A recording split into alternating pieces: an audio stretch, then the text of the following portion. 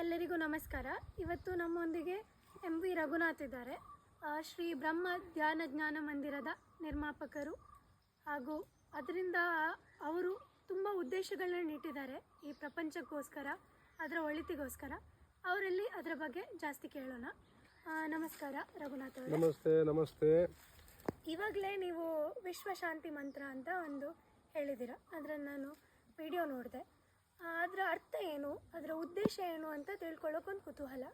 ಹೌದು, ಮೊದಲನೇದಾಗಿ ನಾವು ಪರಮಾತ್ಮನಿಗೆ ಪ್ರಾರ್ಥನೆಯನ್ನು ಮಾಡುತ್ತಾ, ಹಾಗೆ ನನಗೆ ಒಂದು ವಿದ್ಯೆ ಕಲಿಸಿದಂಥ ಗುರುಗಳು ಕನಕಲ್ ದಾಸ್ ಋಷಿಕೇಶದ ಗುರುಗಳಿಗೆ ಅವರಿಗೂ ಪ್ರಾರ್ಥನೆಯನ್ನು ಮಾಡ್ತಾ, ಹಾಗೆ ಈ ಪಂಚತತ್ವಗಳು, ಪ್ರಾಕೃತಿಕ ಶಕ್ತಿಗಳು, ಪ್ರಾಕೃತಿಕ ಅದೃಶ್ಯ ಶಕ್ತಿಗಳು, ಇದಕ್ಕೂ ಪ್ರಾರ್ಥನೆಯನ್ನು ಮಾಡ್ತಾ, ಓಂ ಶ್ರೀ ನಿರ್ಗುಣಾಯ ನಿರಾಕಾರಾಯ ನಿರ್ವಿಕಾರಾಯ ಅವ್ಯಕ್ತಾದ್ಯಂತರಹಿತಾಯ ಪರಬ್ರಹ್ಮದೇವಾಯ ನಮೋ ನಮಃ. ನೋಡಿ, ನಮ್ಮಲ್ಲಿ ಓಂ ಶ್ರೀ ಬ್ರಹ್ಮ ಜ್ಞಾನ ಧ್ಯಾನ ಮಂದಿರ. ಈಗ ಓಂ ಎಂಬ ಶಬ್ದದ ಅರ್ಥ ಏನು? ಓಂ ಎಂದರೆ ಸರ್ವೋತ್ತಮ ದೇವರ ಹೆಸರೇ, ನಿಜವಾದ ಹೆಸರೇ ಓಂ ಎಂದಾಗಿದೆ. ಶಬ್ದ ಬ್ರಹ್ಮ, ಹಾಗೆ ಜ್ಯೋತಿರ್ಬ್ರಹ್ಮ, ಅಕ್ಷರ ಬ್ರಹ್ಮ. ಅದರ ವಿವರಣೆಯನ್ನು ನಂತರ ಕೊಡ್ತೇನೆ ನಾನು. ಶ್ರೀ ಎಂದರೆ ಸಕಲ ಸಂಪತ್ತು, ಸಕಲ ಐಶ್ವರ್ಯ, ಸಕಲ ಸೌಂದರ್ಯಗಳು ಆ ಒಂದೇ ಒಂದು ಸರ್ವೋತ್ತಮ ದೇವರದ್ದು, ಆ ಪರಬ್ರಹ್ಮ, ಪರಮಾತ್ಮ, ಪರಮೇಶ್ವರ, ಆ ಬ್ರಹ್ಮ ಅಥವಾ ಈಶ್ವರ. ಈಶ್ವರ ಎಂದರೆ ಪರಮ ಪವಿತ್ರವಾದ ಈಶ್ವರ. ಬ್ರಹ್ಮ ಎಂದರೆ ಪರಮ ಪವಿತ್ರವಾದ ಬ್ರಹ್ಮ, ಅದರಿಂದ ಪರಬ್ರಹ್ಮ. ಪರಮ ಪವಿತ್ರವಾದ ಈಶ್ವರ ಪರಮೇಶ್ವರ. ಈ ರೀತಿಯಲ್ಲಿ ನಾವು ಒಂದೇ ಒಂದು ಮಹಾಗಣಶಕ್ತಿ, ಅದು ಆತ್ಮ, ಅದು ವಿಶ್ವದಾತ್ಮ, ವಿಶ್ವಚೇತನ ಶಕ್ತಿಯನ್ನು ನಾವು ಎಲ್ಲರೂ ಕರೀತೇವೆ. ಒಂದೇ ದೇವರು, ಎಲ್ಲರಿಗೂ ಒಂದೇ ದೇವರೆಂದು ನಾವು ಕರೀತೇವೆ. ಈಗ ಹಾಗಾದ್ರೆ ನಿಮ್ಮ ಪ್ರಕಾರ ಸರ್ವೋತ್ತಮ ದೇವರಂದ್ರೆ ಒಬ್ಬರು ಅಂತ ಹೇಳ್ತಿದ್ದೀರಾ? ಹೌದು. ನಾವು ಕಂಡ ಪ್ರಕಾರ ಇಷ್ಟರ ತನಕ ಏನು ಕೇಳ್ಪಟ್ಟಿದ್ದೀವಿ, ಪ್ರಾಪಂಚಿಕ ಜ್ಞಾನ, ನಾವಿವಾಗ ವೇದ ಅದೆಲ್ಲ ಇನ್ನೂ ಓದಿರೋರಲ್ಲ, ಸಾಮಾನ್ಯ ಜನರಾಗಿ ಕೇಳ್ತೇವೆ. ನಮಗೆ ದೇವರು, ಸರ್ವೋತ್ತಮ ದೇವರು ಅಂದರೆ ಹಲವು ಧರ್ಮಗಳ ಪ್ರಕಾರ, ಹಲವು ಜಾತಿ ಪಂಗಡಗಳ ಪ್ರಕಾರ ಹಲವು ವಿವರಣೆಗಳಿವೆ. ಒಬ್ಬರ ಪ್ರಕಾರ ಸರ್ವೋತ್ತಮ ದೇವರು ಇವರು, ಇನ್ನೊಬ್ಬರ ಪ್ರಕಾರ ಅವರು. ನಿಮ್ಮ ಪ್ರಕಾರ ಈಗ ನಾವು ಅದನ್ನು ಹೇಗೆ ತಿಳ್ಕೊಳ್ಳೋದು? ನೀವು ಸರ್ವೋತ್ತಮ ದೇವರು ಒಬ್ಬರು ಅಂತ ಹೇಳ್ತಿದ್ದೀರಾ. ನೋಡಿ, ನಮಗೆ ಪ್ರಮಾಣ ವೇದಗಳು. ಪ್ರಮಾಣ ಮಾತ್ರವಲ್ಲ, ಪ್ರಮಾಣವೂ ಕೂಡ ವೇದಗಳು. ಹಾಗಿರುವಾಗ ವೇದದಲ್ಲಿ ಏನಿದೆ ಅದನ್ನು ನಾವು ಹೇಳಬೇಕು. ಹಾಗೆ ನಾವು ಇವತ್ತು ಮಾತಾಡುವಂಥ ವಿಚಾರವನ್ನು ಪುರಾಣಕ್ಕೆ ಹೋಲಿಕೆ ಮಾಡಬಾರ್ದು. 18 ಮಹಾಪುರಾಣ, 18 ಉಪಪುರಾಣಕ್ಕೆ ನಾವು ಹೋಲಿಕೆ ಮಾಡಬಾರ್ದು. ಪುರಾಣಗಳಲ್ಲಿ ವೇದಗಳ ಪ್ರಕಾರ ಒಬ್ಬ ಮನುಷ್ಯ ನಡೆಯದೇ ಇದ್ದ ಪಕ್ಷದಲ್ಲಿ ಇಹ ಮತ್ತು ಪರದಲ್ಲಿ ಏನು ಶಿಕ್ಷೆಗಳು ಕಾದಿದೆ ಎಂಬುದನ್ನು ಕಥೆಯ ಮೂಲಕ ಅಲ್ಲಿ ವಿವರಣೆಯನ್ನು ಕೊಟ್ಟಿದ್ದಾರೆ. ಅದರಿಂದ ನಾನು ಪುರಾಣ ಮತ್ತು ಉಪಪುರಾಣದ ವಿಚಾರವನ್ನು ನಾನು ಇಲ್ಲಿ ಮಾತನಾಡುವುದಿಲ್ಲ. ಈಗ ನೀವು ಕೇಳಿದ ಪ್ರಶ್ನೆಗೆ ದೇವರು ಯಾರು ಅಂತ, ಈಗ ನಮ್ಮ ಸನಾತನ ಧರ್ಮದಲ್ಲಿ ನೋಡಿ, ಸನಾತನ ಎಂಬುದು ಶಬ್ದದ ಅರ್ಥ ಸರಳವಾಗಿ ವಿವರಣೆ ಕೊಡುವುದಾದರೆ, ಸನಾತನ ಅಂದರೆ ನಿತ್ಯ ನಿರಂತರ ಇರುವಂಥದ್ದು, ಬದಲಾವಣೆ ಇಲ್ಲದ್ದು, ಶಾಶ್ವತವಾಗಿ ಇರುವಂಥದ್ದು. ಇದಕ್ಕೆ ಸನಾತನ ಅಂತ ಹೇಳೋದು. ಈಗ ನೋಡಿ, ಸನಾತನ ಸಚ್ಚಿದಾನಂದಗಣ ಪರಬ್ರಹ್ಮ ಪರಮಾತ್ಮ. ಆ ಪರಮಾತ್ಮ, ಆ ಸೃಷ್ಟಿಕರ್ತ, ಸರ್ವಶಕ್ತಿವಂತ, ಸರ್ವಜ್ಞ, ಸರ್ವವ್ಯಾಪಿಯಾಗಿ ಒಳಗೂ ಹೊರಗೂ ಎಲ್ಲ ತುಂಬಿ ಇರುವಂಥ, ದೇಶ ಕಾಲ ನಿಮಿತ್ತಕ್ಕೆ ಅತೀತವಾಗಿರುವಂಥ ಆ ಪರಮಾತ್ಮ ಒಬ್ಬನೇ. ಹೀಗಿರುವಾಗ ನಮ್ಮ ಸನಾತನ ಅಥವಾ ಸತ್ಯ ಸನಾತನ ಹಿಂದೂ ಧರ್ಮದಲ್ಲಿ ಮುಖ್ಯವಾಗಿ 3 ವಿಚಾರ: ಬ್ರಹ್ಮ, ಬ್ರಹ್ಮಾಂಡ, ಜೀವ. ಈ ವಿಚಾರವನ್ನು ನಾವು ತಿಳಿದುಕೊಳ್ಬೇಕು. ಇದರ ಸ್ಪಷ್ಟತೆಯಲ್ಲಿ ನಮಗೆ ಸರ್ವೋತ್ತಮ ದೇವರು ಒಂದೇ ಅಂತ ನಮಗೆ ಸ್ಪಷ್ಟವಾಗಿ ಗೊತ್ತಾಗುತ್ತೆ. ಹಾಗೆ ಭಗವದ್ಗೀತೆಯಲ್ಲಿ ನಾನು ಶ್ರೀಮದ್ ಭಗವದ್ಗೀತೆಯನ್ನು ಅಧ್ಯಯನ ಮಾಡ್ತೇನೆ. ವೇದಗಳಿಂದ 4 ವೇದಗಳು, ವೇದದ ಅಧ್ಯಯನ ಪುಸ್ತಕ ಋಗ್ವೇದ, ಯಜುರ್ವೇದ, ಸಾಮವೇದ, ಅಥರ್ವವೇದ, ಉಪನಿಷತ್ತುಗಳು, ಹಾಗೆ ರಾಮಾಯಣ, ಮಹಾಭಾರತದಲ್ಲಿ ಒಂದು ಭಾಗ, ಯೋಗೇಶ್ವರ ಭಗವಾನ್ ಶ್ರೀಕೃಷ್ಣ ಕೊಟ್ಟಂಥ ಗೀತೋಪದೇಶ ಅರ್ಜುನನ ನಿಮಿತ್ತ ಮಾಡಿಕೊಂಡು ಕೊಟ್ಟಂಥದ್ದು. ಹಾಗೆ ಪುರಾಣಗಳಿದೆ. ಈಗ ನಮ್ಮ ಸನಾತನ ಧರ್ಮ, ಸತ್ಯ ಸನಾತನ ಹಿಂದೂ ಧರ್ಮದ ವಿಚಾರದ ಗೊತ್ತಾಯ್ತು. ನಮಗೆಲ್ಲರಿಗೂ ಮೂಲ ಪರಮ ಪವಿತ್ರ ಗ್ರಂಥ ವೇದ. ಅದರಲ್ಲಿ 4 ಭಾಗ. ಅದನ್ನು ನಾವು ಸ್ಪಷ್ಟತೆಯಾಗಿ ನೀವೆಲ್ಲ ಮುಂದಕ್ಕೆ ತಿಳಿದುಕೊಡ್ಬೇಕು. ಹಾಗೆ ಯಹೂದಿ ಧರ್ಮ ಇದೆ. ಯಹೂದಿ ಧರ್ಮದಲ್ಲಿ ಯೆಹೋವ, ಮೋಸೆ ಅಂತ ಧರ್ಮಗುರು, ಹಾಗೆ ಪವಿತ್ರಾತ್ಮ, ಇದು 3 ವಿಚಾರವನ್ನು ಯಹೂದಿಯರು ಅವರ ಪುಸ್ತಕದಲ್ಲಿ, ಅಧ್ಯಯನ ಪುಸ್ತಕದಲ್ಲಿ ಓದ್ತಾರೆ. ಧರ್ಮಗ್ರಂಥ, ಪವಿತ್ರ ಧರ್ಮಗ್ರಂಥ. ಹಾಗೆ ಕ್ರೈಸ್ತರಲ್ಲಿ ಯೇಸು ಪಿತ ಮತ್ತು ಸುತ ಪವಿತ್ರಾತ್ಮ, ಈ 3 ವಿಚಾರವನ್ನು ಪವಿತ್ರ ಬೈಬಲ್ನಲ್ಲಿ ಅವರು ಅಧ್ಯಯನ ಮಾಡಿ ತಿಳ್ಕೊಳ್ತಾರೆ. ಇಸ್ಲಾಮಿನಲ್ಲಿ ಅಲ್ಲಾಹು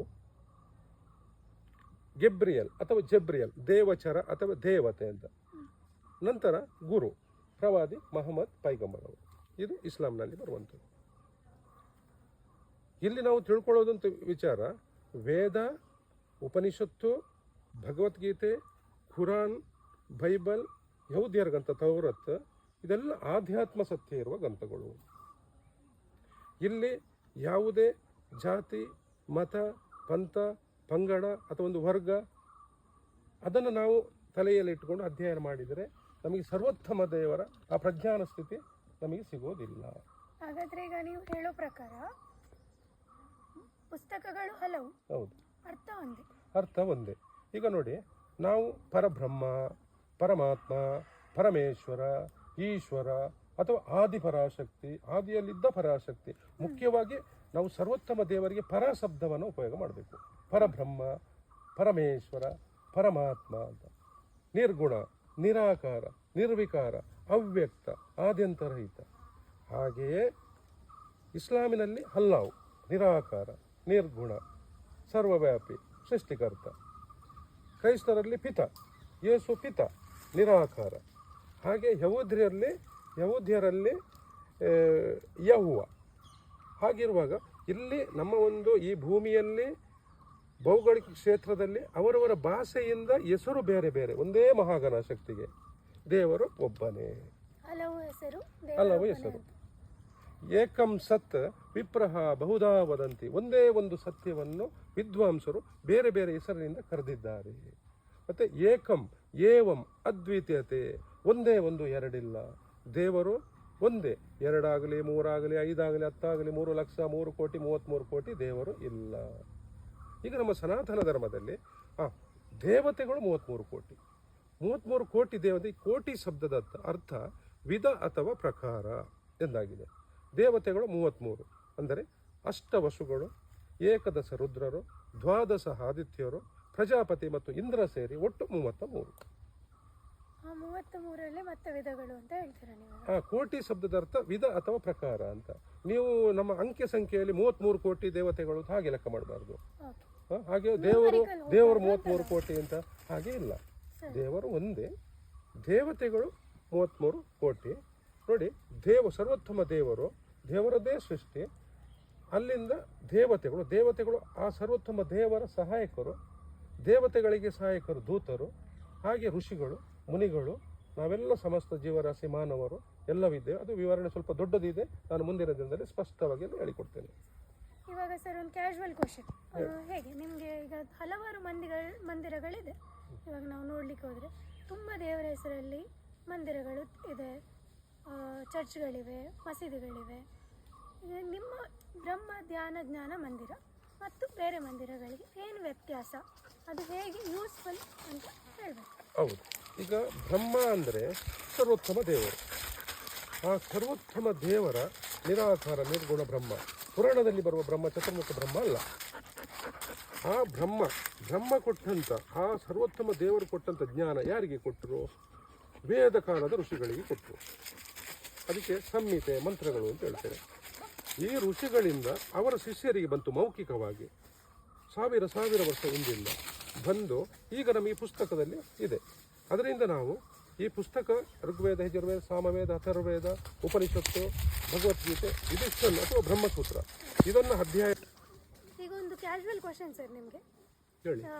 ಹಲವಾರು ಮಂದಿರಗಳಿವೆ, ಹಲವಾರು ಚರ್ಚ್ಗಳಿವೆ, ಹಲವಾರು ಮಸೀದಿಗಳಿದ್ದಾವೆ. ಅದಕ್ಕೂ ನಿಮ್ಮ ಬ್ರಹ್ಮ ಧ್ಯಾನ ಜ್ಞಾನ ಮಂದಿರಕ್ಕೂ ಇರುವ ಡಿಫ್ರೆನ್ಸ್ ಏನು, ಒಂದು ವ್ಯತ್ಯಾಸ ಏನು?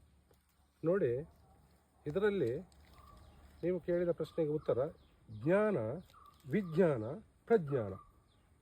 ಜ್ಞಾನ ಎಂಬುದು ಸಾಮಾನ್ಯ ಜ್ಞಾನ, ಎಲ್ಲರಿಗೂ ಇದೆ. ನಂತರ ವಿಜ್ಞಾನ ಎಂದರೆ ನೀವೆಲ್ಲ ಈಗ ಡಾಕ್ಟರ್ ಆಗಿದ್ದೀರಿ, ನೀವು ಅವರು ಇಂಜಿನಿಯರ್ ಇದ್ದಾರೆ, ನೀವೆಲ್ಲ ವಿಜ್ಞಾನ ಓದಿದ್ದೀರಿ, ಉದ್ಯೋಗ ಮಾಡ್ತಾ ಇದ್ದೀರಿ, ಹಣ ಸಂಪಾದನೆ ಮಾಡ್ತಾ ಇದ್ದೀರಿ. ಇದು ವಿಜ್ಞಾನ ರೀತಿಯಲ್ಲಿ ನೀವು ಕಲಿತುಕೊಂಡು ನಾವೆಲ್ಲರೂ ಕೆಲಸಗಳನ್ನ ಮಾಡ್ತಿದ್ದೀರಿ. ನಾವು ಕರ್ಮ ಮಾಡಲೇಬೇಕು, ಕೆಲಸ ಮಾಡಲೇಬೇಕು. ಇಲ್ಲಿ ವಿಜ್ಞಾನ ಅಂದರೆ ವಿಶೇಷವಾದ ಜ್ಞಾನ, ಆತ್ಮಜ್ಞಾನ, ಬ್ರಹ್ಮಜ್ಞಾನ ವಿಚಾರ ಬರ್ತದೆ. ಪ್ರಜ್ಞಾನ ಎಂದರೆ ನಮ್ಮ ನಿಜ ಸ್ವರೂಪವೇ ಪ್ರಜ್ಞಾನ ಸ್ಥಿತಿ. ಸತ್ಯಂ ಜ್ಞಾನಂ ಅನಂತಂ ಬ್ರಹ್ಮ ಅಂತಾರೆ, ಆ ಬ್ರಹ್ಮಸ್ಥಿತಿ ಅದು ನಮ್ಮ ನಿಜ ಸ್ವರೂಪ. ಇದನ್ನು ನಾವು ಇಲ್ಲಿ ಸ್ಪಷ್ಟವಾಗಿ ನಾವು ನಮ್ಮ ಅಲ್ಲಿ ಬರುವಂಥ ಭಕ್ತರಿಗೆ, ವಿದ್ಯಾರ್ಥಿಗಳಿಗೆ ಸರ್ವೋತ್ತಮ ದೇವರು ಯಾರು, ಬ್ರಹ್ಮಾಂಡ ಹೇಗೆ ಸೃಷ್ಟಿಯಾಗಿದೆ, ದೇವತೆಗಳು ಯಾರು, ನಾವು ಯಾವ ರೀತಿಯಲ್ಲಿ ಅಧ್ಯಯನ ಮಾಡಬೇಕು, ಯಾವ ರೀತಿಯಲ್ಲಿ ಅರ್ಥ ಮಾಡ್ಕೊಳ್ಬೇಕು. ಈಗ ನೋಡಿ, ಭಗವದ್ಗೀತೆಯನ್ನು ನಾವು ಓದುವಾಗ ಓದೋದು ಬೇರೆ, ಓದೋದ್ರ ಜೊತೆಗೆ ಅದನ್ನು ಅರ್ಥ ಮಾಡುವ ರೀತಿ ಇದೆ. ಈ ಮಾರ್ಗದರ್ಶನವನ್ನು ನಾವು ಕೊಡ್ತೇವೆ ನಿಮಗೆಲ್ಲ. ಸೊ ಇವಾಗ ನೀವು ಆಧ್ಯಾತ್ಮದ ಕಡೆ ಒಲವಿರೋರು, ಅಂದರೆ ನಮ್ಮ ಥರ ತುಂಬ ಜನ ಇರ್ತಾರೆ ಯಂಗ್ಸ್ಟರ್ಸ್. ಇವಾಗ ದೇ ಚೂಸ್ ಅಂದರೆ ಒಂದು ಓಲ್ಡ್ ಪಾತ್ ಬಿಟ್ಟು ಆಧ್ಯಾತ್ಮದ ಕಡೆ ಮನಸ್ಸು ಶಾಂತಿ, ಪೀಸ್ ಇರಬೇಕು, ತಿಳ್ಕೋಬೇಕು ಅಂಥವ್ರಿಗೆ ನೀವು ಮಾರ್ಗದರ್ಶನ ಕೊಡ್ತೀರಾ ನಮ್ಮ ಜ್ಞಾನ ಧ್ಯಾನ ಮಂದಿರದಲ್ಲಿ. ನಿಮ್ಮ ಮಾರ್ಗದರ್ಶನ ಹೇಗಿರುತ್ತೆ? ನೋಡಿ, ಮಾರ್ಗದರ್ಶನ ಅಂದರೆ ಆಧ್ಯಾತ್ಮ ಅಂತ ಹೇಳೋದು ಎಲ್ಲರಿಗೂ ಬೇಕು. ಈ ಭೂಮಿಯಲ್ಲಿ ಹುಟ್ಟಿದ ಸಮಸ್ತ ಮಾನವರಿಗೆ ಆಧ್ಯಾತ್ಮ ಬೇಕು. ಆಧ್ಯಾತ್ಮ ಎಂದರೆ ಸರಳ, ನನ್ನನ್ನೇ ನಾನು ತಿಳ್ಕೊಳ್ಳೋದು. ನೋಡಿ, ವೇದ ಅಂತ ಹೇಳಿದ್ರೆ ಜ್ಞಾನ, ಅರಿವು, ತಿಳುವಳಿಕೆ. ಅಲ್ಲಿಂದ ನಮ್ಮ ಇರುವಿಕೆ, ಹರಿವು ಆದ್ಮೇಲೆ ಇರುವಿಕೆಯನ್ನು ನಾವು ತಿಳಿದುಕೊಳ್ಳೋದು. ಇದು ಎಲ್ಲರಿಗೆ ಬೇಕು. ಎಲ್ಲರಲ್ಲಿ ಆತ್ಮ ಇದೆ ಅಲ್ವಾ, ಜೀವಾತ್ಮ ಇದೆ ಅಲ್ಲ, ಜೀವಾತ್ಮ ಪರಮಾತ್ಮನ ಸಂಬಂಧ, ಇದೇ ಆಧ್ಯಾತ್ಮ. ಆದರೆ ನಾವು ನಮ್ಮ ಕೆಲಸ ಕಾರ್ಯಗಳನ್ನು, ಸತ್ಕರ್ಮಗಳನ್ನ ಮಾಡ್ತಾ ನಾವು ಆಧ್ಯಾತ್ಮದೆಡೆಗೆ ಇದನ್ನು ಆಸಕ್ತಿ ತಗೊಂಡು ಸ್ವಲ್ಪ ಮುಂದುವರಿತಾ ಹೋಗ್ಬೇಕು. ಸೊ ನಿಮ್ಮ ಪ್ರಕಾರ ಆಧ್ಯಾತ್ಮ ಅಂದರೆ ದೇವಸ್ಥಾನಕ್ಕೆ ಹೋಗಿ ಪೂಜೆ, ವ್ರತ, ಉಪವಾಸ ಇಟ್ಟು ಈ ಥರ ಕಠಿಣ ಪರಿಶ್ರಮ ಇಲ್ಲದೆ ಆಧ್ಯಾತ್ಮ ಅಂದರೆ ನಮ್ಮನ್ನು ನಾವು ತಿಳ್ಕೊಳ್ಳೋದು, ದಿನನಿತ್ಯದಲ್ಲಿ ದೇವರನ್ನು ಹೇಗೆ ನಾವು ಜಪಿಸುವುದು, ಅದನ್ನು ನೀವು ತಿಳಿಸ್ಕೊಡ್ತೀರಾ ಅಂತ ಹೇಳ್ತಿದ್ದೀರಾ. ನೋಡಿ, ದೇವಸ್ಥಾನ, ಗುಡಿ, ಗೋಪುರ, ದೇವಸ್ಥಾನ ಎಲ್ಲವೂ ನಮಗೆ ಬೇಕು. ನಮ್ಮ ಶ್ರದ್ಧೆ ಎಲ್ಲಿದೆ ಅಲ್ಲಿಂದ ನಾವು ಮೇಲೆ ಮೇಲೆ ನಮ್ಮ ಜ್ಞಾನದ ಅಂತ ಮೇಲೆ ಬರಬೇಕು. ಮೊದಲಿಗೆ ನಾವು ಎಲ್ಲ ಪೂಜೆ, ಅರ್ಚನೆ ಇದನ್ನೆಲ್ಲ ಮಾಡ್ತಾ ನಂತರ ಜಪ ನಾವು ಮಾಡಬೇಕು. ನಮ್ಮ ಕುಲದೇವತೆ, ಗ್ರಾಮ ದೇವತೆ, ಇಷ್ಟ ದೇವತೆ ಅಥವಾ ಸರ್ವೋತ್ತಮ ದೇವರು, ಪರಬ್ರಹ್ಮ, ಇದಕ್ಕೆಲ್ಲ ಗಾಯತ್ರಿ ಮಂತ್ರಗಳಿದೆ. ಆ ಮಂತ್ರವನ್ನು ನಾವು ಜಪಿಸ್ತಾ ಬರಬೇಕು. ಮತ್ತು ಸ್ವಾಧ್ಯಾಯ ಮಾಡಬೇಕು. ಸ್ವಾಧ್ಯಾಯ, ಜ್ಞಾನ, ನಂತರ ಧ್ಯಾನ. ಮುಖ್ಯವಾಗಿ ಧ್ಯಾನದ ಹಂತಕ್ಕೆ ಬರೋದಾದರೆ ಜ್ಞಾನವನ್ನು ಪಡೆದು ಧ್ಯಾನ ಮಾಡಬೇಕು. ಇಲ್ಲದಿದ್ದರೆ ಯಾರನ್ನು ಧ್ಯಾನ ಮಾಡೋದು? ನೀವು ಸರ್ವೋತ್ತಮ ದೇವರ ಓಂಕಾರ ಧ್ಯಾನವನ್ನು ಮಾಡ್ತೀರಾ, ಅಥವಾ ಪರಬ್ರಹ್ಮ ಗಾಯತ್ರಿ ಮಂತ್ರ ಹೇಳ್ತೀರಾ, ಅಥವಾ ದೇವತೆಗಳ ಧ್ಯಾನ ಮಾಡ್ತೀರಾ, ಅಥವಾ ದೇವತೆ ಗಾಯತ್ರಿ ಮಂತ್ರ ಹೇಳ್ತೀರಾ. ಇದು ನಿಮ್ಮಲ್ಲಿ ಸ್ಪಷ್ಟತೆ ನೀವು ತಿಳಿದುಕೊಳ್ಬೇಕು. ಅದಕ್ಕಾಗಿ ಅಧ್ಯಯನವನ್ನು ಮಾಡಿ ನಿಮಗೆ ಯಾವ ಫಲ ಅಥವಾ ಗತಿ ಅಂತ ಹೇಳ್ತೇವೆ, ಯಾವ ಗತಿ, ಯಾವ ಫಲ, ಯಾವುದು ಬೇಕು ಅದರ ಮೇಲೆ, ಇದು ಜ್ಞಾನದ ಹಂತದ ಮೇಲೆ ನಿಂತಿರ್ತದೆ. ಸೊ ಒಂದು ಸ್ಪಷ್ಟತೆ ನಿಮಗೆ ಅಧ್ಯಯನದ ಮುಖಾಂತರ, ಈ ಮಾರ್ಗದರ್ಶನದ ಮುಖಾಂತರ ನಮಗೆಲ್ಲರಿಗೂ ಸಿಗ್ತದೆ. ಸರಿ ಸರ್, ತುಂಬ ಧನ್ಯವಾದಗಳು ರಘುನಾಥ್ ಅವರೇ. ನಮಗೆ ತುಂಬ ಖುಷಿಯಾಯಿತು ಈ ಇಂಟರ್ವ್ಯೂವಿಂದ. ನೆಕ್ಸ್ಟ್ ಇದರದ್ದೇ ಭಾಗ 2 ಆದಷ್ಟು ಬೇಗ ನಾವು ವೀಕ್ಷಕರಲ್ಲಿ ತಲುಪುವಾಗೆ ಮಾಡೋಣ. ಇನ್ನೊಂದು ದಿನ ಭೇಟಿಯಾಗಿ ಮುಂದಕ್ಕೆ ನಿಮ್ಮ ಬ್ರಹ್ಮ ಜ್ಞಾನ ಮಂದಿರದಲ್ಲಿ ಮತ್ತೆ ಏನು ನೀವು ನಮಗೆ ತಿಳಿಸೋಕೆ ಇಷ್ಟಪಡ್ತೀರಾ, ನಮ್ಮ ಮೂಲಕ ನಮ್ಮ ವೀಕ್ಷಕರಿಗೆ ಏನು ತಿಳಿಸೋಕೆ ಪಡ್ತೀರಾ ಅಂತ ನೋಡೋಣ.